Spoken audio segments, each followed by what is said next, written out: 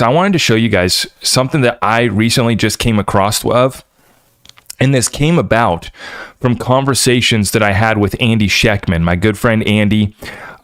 We were talking about how the digital yuan has had about $20 billion worth of settlement so far on it.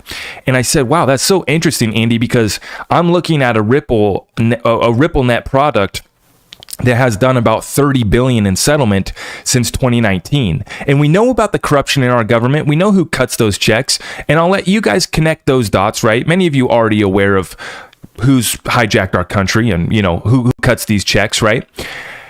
And so we see here that we have an interesting little missing article. And we have a race. Guys, this is a tech race and a reserve currency race, because we just started out this session by saying that Russia is no longer holding the dollar in their sovereign wealth fund. They're dropping the dollar and they're only going to be holding rubles, Chinese yuan, and gold, right? And then if you look at the tech race, you have the digital yuan that's done about 20 billion in settlement so far. And we have about 30 billion that's been achieved by RippleNet so far. Okay. So this was an interesting article that I came across today, and it highlighted, it reminded me of this fact. And I wanted to bring this up tonight before I go into the Q4 markets report. But this was deleted, apparently. This was Kevin Cage brought this up. This article has been deleted. And this was China's central bank, industry, and academic leaders to Ripple's headquarters to discuss the latest blockchain trends. So Ripple in 2017 welcomed China's central bank, industry, and academic leaders to their headquarters, right? But this has since been deleted. And so then I was talking with Andy, and he brought up that fact, and I'm going to show you guys in the next article how much settlement here has actually been done with that Chinese digital yuan. Here, check this out.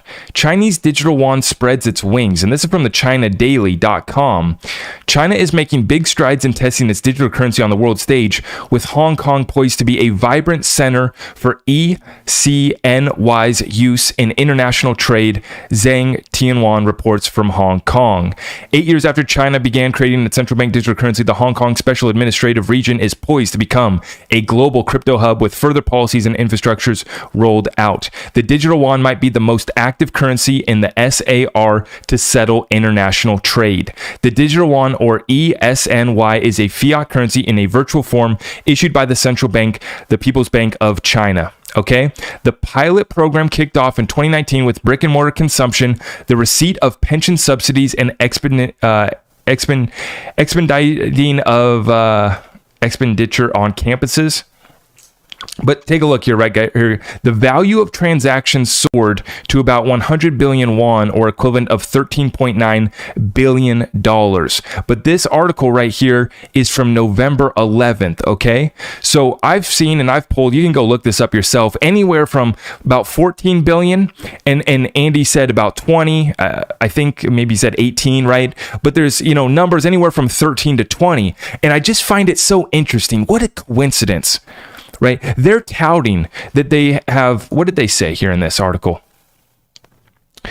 Taking the lion's share of world's e-currency transactions, the most active currency in the SAR to settle international trade.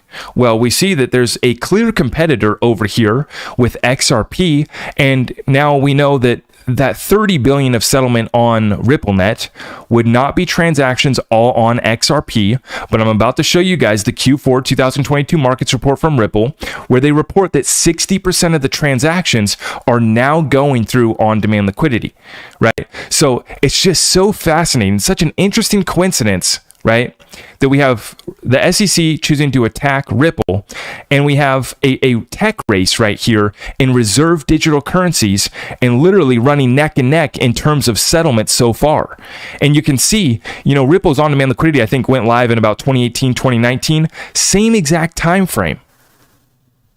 Interesting coincidence, and we're going to continue to watch that one. I am your host, Zach Rector. I really appreciate all of the love and support. If you want to support the channel, just remember that you can start by smashing that thumbs up for me, sharing this content far and wide, and everything else is at my website.